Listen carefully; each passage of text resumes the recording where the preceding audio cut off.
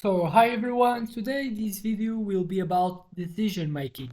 How to decision, how to do the better decisions for us, how to take decisions that obviously are taken coming from as well the data that we collect from our environment. So basically it's more about how to work in the models that so they have the ability to gather information data from the world and take the best decision. So we're gonna work in how to build the best models that obviously has to be appropriate fitting with the correct data, that is how to get the best data. So we have two models if we want to work in our decision making. We have decisions, the models by itself, and we have the data that we collect from our environment. This video will be about the models that we have to use and how to use them. So, what we have to understand, decision making is something that our brain has like one of the best things that we do in comparison with other ones, because the models to make decision makings that humans have are better. They were more sophisticated in comparison with other animals. We have more tools.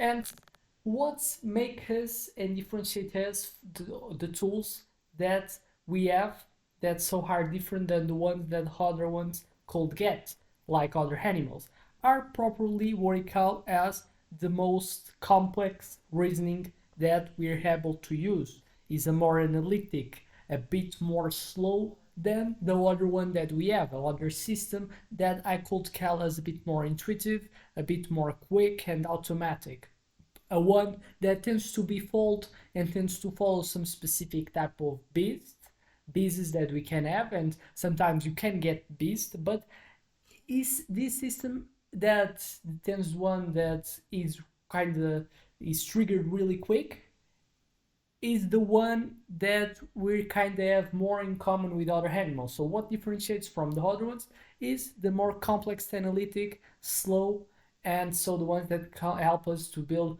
more complex things as they are our society tends to be as well the one that controls some of our intuitive and most primary type of behaviors, and so help us to build and have a social life. So when to use one, when to use other one, and why I'm facing and why I'm making a type of framing between these two type of models that we have, because science has proved that if we're going to talk semantically to get easy to us to understand how we behave, it can be by doing this division. So first one, intuitive, quick, and automatic. We cannot and we don't have the needs to face and understand him as something that's bad. Neither holds is bad having intuitive type of decision making. Imagine if we're in a wild and in a wildlife and our ancestors, they probably we it comes from heritage having this ability to have this decision making that's really quick. Our ancestors have to get this really quick decision making, because imagine that by facing a tiger you cannot have like have the process of thinking quick, of process of thinking slow, even if it's more complex and even it's more based, rationally based.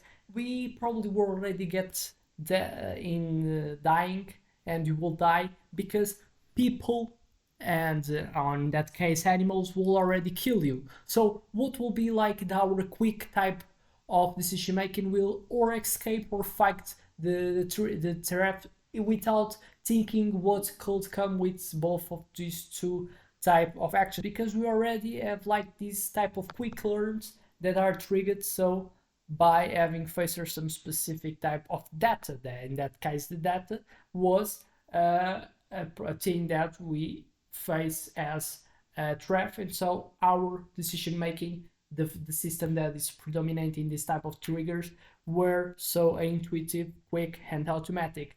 But now that the way that this system was created was in a specific environment that if you're facing and you're seeing today, you just doesn't have like that need to just have this system to work, because we just not are facing decisions that they're kind of required from us to do a quick type of action that is when we're facing a really threat for our life. What were probably our things that we face? We're facing more things that requires from us more complex reasoning. Now we face a lot of data. Example, in a context which it will be is useful to use the system one that I would call the intuitive, quick, automatic, that is used when we face like quick triggers of threat. But nowadays, one problem that probably can be like the shoes of selecting what's going to be the career, the area which I'm gonna get graduate. It's could be like the type more type of problems that we face than the ones that I've give the example prior. In that ones, what will be useful will be intuitive, quick, automatic without thinking, or a complex reasoning will be more fit. Probably that last one because one because probably career. What in a complex reasoning, what will be like our process of decision making? Probably we will look for like the projections of growth of that career, understand that the decision of choosing a career has to have in account if I like the career, if I'm gonna get well a good wages, and so a good projections of growth in that career, if my other objectives that I have in life, extra work, if they I'm going to be able to meet them by choosing this career. So requires more complex reasoning. A process of thinking and having complex reasoning requires a slow process of thinking. That's if you have that much more obviously more polished and you are obviously able to get in good data and you know how to get data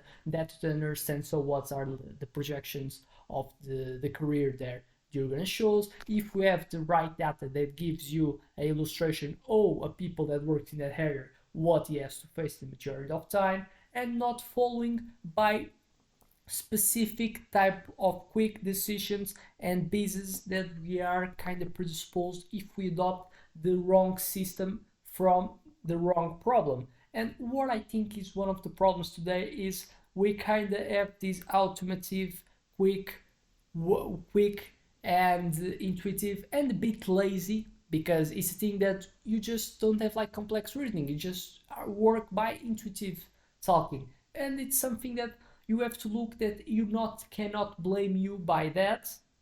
You can have like a specific blame, but neither whole not whole is your blame, because one important concept that we have to look is that our brain is involved in an environment which what was needed, what was required for him was to always trying to not spend energy that's not something useful. And so that's why the tendency is our brain to work with the system one, the ones that's more quick triggers, the learnings that they can have like based, and they're kind of ones that we have kind of come from heritage, so reacting quick from any type of problem that I have are things that are more easy to get rule and more easy to adopt this type of system than the one that requires more complex reasoning, spends more energy. But the reality is the one that we most need today.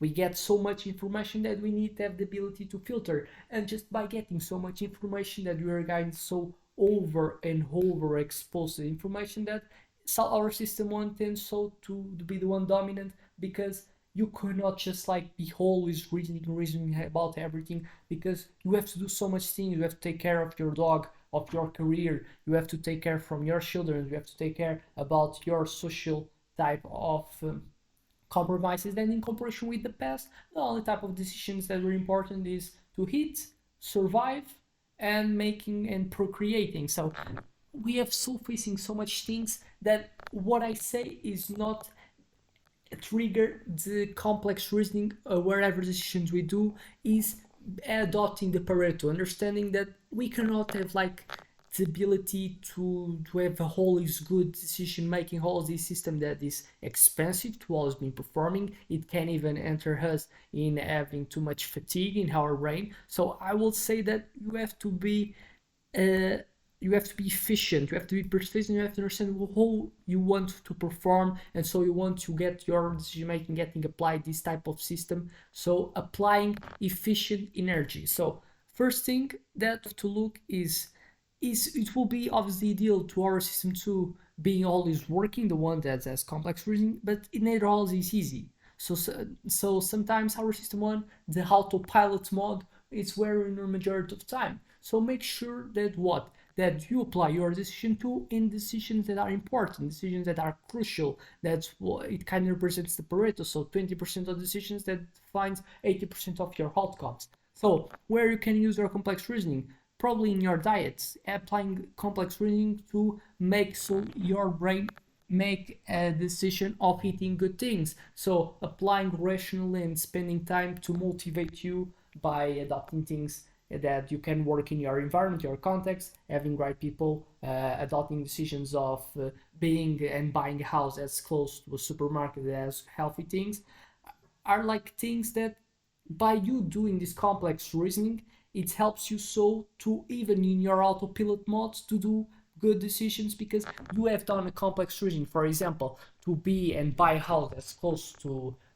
place which exist healthy products, that when you just are got ruled by the system one that's most automotive and intuition, and when so in that house already, our system one, the way that it works has a lot with some specific heuristics. One of them is one of the most important is the opportunity cost.